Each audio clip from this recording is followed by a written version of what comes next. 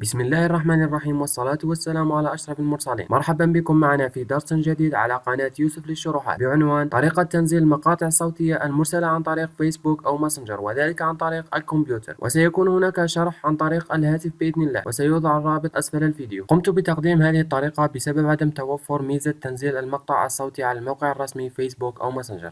فكما نلاحظ عند دخول موقع فيسبوك والذهاب إلى مكان المقطع الصوتي لا نجد خاصية تنزيل المقطع الصوتي، وموقع ماسنجر التابع لشركة فيسبوك هو الآخر لا يوفر للمستخدمين هذه الخاصية. فكل ما يمكن استعماله نجد الرموز التعبيرية أو الرد على الرسالة أو حذفها أو إعادة إرسالها. فنلاحظ عدم توفر خاصية التنزيل. ولتنزيل هذه المقاطع الصوتية من الموقع الرسمي بطريقة بسيطة وبدون إضافات أو برامج، نقوم بفتح لسان جديد داخل المتصفح ونكتب am.facebook.com أي mobile.facebook.com. بعد فتح الموقع ما عليك إلا الدخول لمكان وجود الرسائل، وذلك بالضغط على علامة الرسائل الموجودة والشبيهة لتطبيق ماسنجر. وكما نلاحظ أن الموقع عبارة عن موقع تقليدي لموقع فيسبوك. بعد الدخول نقوم بالبحث على الشخص الذي قام بإرسال المقطع الصوتي المراد تحميله، وندخل إليه بكل بساطة ونتجه إلى المقطع الصوتي. كما يمكنك تشغيله من هنا كذلك. ولتحميله اضغط على الرمز الموجود أقصى اليمين ليظهر لنا الخيارات المتاحة. لنجد خيار واحد وهو داونلود أي تحميل. نضغط على التحميل وننتظر قليلا لتظهر لنا بعدها قائمة تحميل، ثم اختر بعدها إما التحميل بالمتصفح نفسه أو ببرنامج تحميل المثبت على جهازك. بعد اختيار التطبيق المراد التحميل به